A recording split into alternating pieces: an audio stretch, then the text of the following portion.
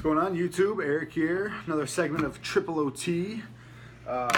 First, we'll start off with this week's sports memorabilia. Well, back in 2003, we had an expedition game at the end of the season. We weren't even supposed to be our season ended like 2 weeks before that, but the coach was like, "Oh, we should have one more game." So we went out to the small town and played a game, and I ended up just shattering my knee. I broke the growth plate in half, and when I landed back on it, I broke each half in half. So I spent about a week in the hospital, had surgery, went about 4 or 5 months without being able to walk, and you really take for granted some things, I'll tell you what. But our neighbor, her good friend, she did the Penny Saver Bills Player of the Week, and she knew that I was a huge Eric Moulds fan, and she interviewed him, and he sent me this. It says, "To Eric, best wishes, Eric Moulds." So that was pretty cool. I was really excited to get that. I got a bunch of stuff from Buffalo. I got some stuff right from One Bills Drive. I got a letter from the GM. He heard about the story. I had to sit out a whole year of football, and that sucks, but I got a lot of cool stuff out of it. But this being probably the best thing right here is the Eric Moulds picture. This one was this. There was no date on it. I know it was 03. I don't know when he left. I know he went to the Titans, but yeah, so you can just leave that right there. No, we'll put it down. We'll get it out of the way. All right, I went 4-0 last week. Green Bay, that game was amazing. I watched like the fourth quarter, and I came in right at the perfect time, I guess. I watched some of the Atlanta and Seahawks game at work. I just propped my phone up. The Steelers, it's the first team to win a playoff game when the other team scored 2 more touchdowns than they did. That is unbelievable. They can win with just winning. They can beat a divisional round with only making field goals. That's nuts. Some other news, we have the Chargers. We didn't go over there. The Chargers moved to LA. Jesus Christ. Now they got 2 teams they got 2 football teams, the Rams and the Chargers. Then you got the Angels and the Dodgers. Then the Clippers and the Lakers. And the LA Kings, and I guess if you want to count Anaheim, they're right around that area too, right? I don't understand it. Why you need 2 football teams in LA? Move them to go to North Dakota or something. Like, what the fuck does North Dakota have? You don't say, hey, I only want to pack up and go to North Dakota. No, I mean, even South Dakota has Mount Rushmore. Fuck. And Anthony Lynn's new coach, so congrats to him. You deserve it, buddy. And also our new head coach, Sean McDermott. I never even heard of the guy until I heard he had an interview, and he's from Carolina, but I heard he was pretty good. I watched the whole 45-minute interview with him, press conference. So I'm a little excited. We'll see how this goes. He's already brought in a few people for the the defense and stuff, so hopefully it's a turnaround Buffalo's been looking for the last 17 years. All right, since I don't do fantasy anymore, I wanted to fill it in with a little something. So I want to do my top 5 Color Rush uniforms. Now these are mine. You can agree or disagree with them, but these are ones I think are the best, top 5. Number 5, I like Denver. I like the old. I know a few teams do the old logo on the helmet, but I love just the all orange and the old logo. It's like metallic. It's nice. It's very, very. What's the word? Sharp, maybe? I was going to use that for something else, but I'll say sharp. Number 4, I'm going with the Ravens. I like the purple and gold is my school colors. I know the Vikings are purple and gold too, but their color rush are just kind of plain purple and gold. They don't have all the bedazzling of the Ravens uniforms. So they'll come in number 4. Number 3, the Chargers. I don't know why I love the Chargers color rush uniform so much, with the light blue and the yellow and the gold, whatever. I just love the blue and gold together. It's the way they're set up. They're nice. I like them. Number 2, the Seahawks. Of course, everybody loves that neon green. Everybody's like, oh, the neon green. The Seahawks have the best ones. They don't have the best ones, but they're close to number 1.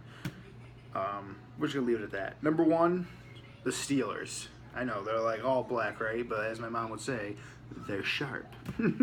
I love all the black jerseys. There's something different about them, but they're pretty badass. I was actually looking up for a friend how much they cost. They're like almost $200 for one of those jerseys. But some honorable mentions: the Jets. I like when they're all green, not just the white, but like just like the sparkle in their helmets and stuff. Same with the Raiders. I wish they did like all silver because I love silver. That would have been, they'd be number one if they had an all silver uniform. Maybe they do, I don't know, but I've only seen them in the white ones, so who knows? Maybe they do. All right, guys, my conference championship picks. If you watch my videos every week, you already know who I'm picking this week, but we'll still go over it a little bit. The Packers and the Falcons, it's going to be a high-powered offense. A game. The Packers are coming in at 368 offensive yards a game, and Atlanta's still up there at 415. But the points allowed, Green Bay's at 24, Atlanta's at 25. The Packers are on 8 in a row, and they're a little more experienced in the playoffs than most of the Falcons players. But the Falcons are home, and their offense is a hell of a lot better. Green Bay's defense isn't the best, but I still have to go with the Packers in this one. I almost changed it up and said the Falcons in New England because just by looking at last week's game, I think Pittsburgh just had a little off game. But so Packers make it to the Super Bowl. Pittsburgh and New England. Offensive yards, 372 for Pittsburgh. New England is at 386. Points allowed, Pittsburgh 20 and New England 15. So we know who the better team is out of these, but I still believe, well, some key factors here. How about we'll go with this? Pittsburgh has Bell. Bell is in Pittsburgh, and he's good. New England has Brady. Brady's in New England, and he's good. Or he cheats. Anyways, two big guys in that game. Steelers, they just need to keep hitting Brady because apparently he just can't stop bitching. My God, what was that one hit? The guy came up behind him and tackled him. Clowney, I think. Clowney came up behind him and tackled him, and he was so pissed off he couldn't even stand up because he was bitching at the refs. What the fuck were you bitching at, dude? It was a clean fucking hit. He came up behind you and hit you. God, Brady, this is why nobody likes you and you're a little bitch. Anyways, New England's key to winning the game, I think they just need to contain Bell. They need to break through that line and contain him. That guy has way too much time, and he even did it last week. Just the patience he has. He can stop, look around, hit the hole, and he's gone. And he's definitely the Curry of football, and he's paving the way for a whole new generation of running, new style of running. But I don't think it's not going to be as easy as he makes it look, because you still need a really decent line to be able to come to a complete stop, see which hole's open, and then take off. If Buffalo did that, it would be no fucking chance. That's why McCoy has to be so shady. All right, last week, bold prediction, I had Ezekiel Elliott running for over 120 yards and a touchdown. He did get 125, but no touchdowns. Like I said, I only watched the end of that game, and I figured he would have at least one of those scores, but apparently he couldn't. And this week, I'm going with a combined Green Bay and Atlanta combined for over 800 yards of total offense. I think it might be a little easy for him. I actually go 900 yards. It possibly could get to 900 yards. I wouldn't imagine seeing Atlanta put up 500 or like 480 and seeing Green Bay put up 420. Maybe I should put, how about this? We'll go 850. We'll switch this up. 850 yards in a combined total offense. Let me know what you guys think of the bold prediction, what your bold prediction is, what your top 5 Color Rush teams are, who you think is going to make the Super Bowl if you haven't already told me in last week's video. And like, subscribe, share. Thanks for watching. This last video actually went up to 300 views, first time ever. Go check out my other channel, Once Upon a Time. We're gonna be posting something up there today, maybe.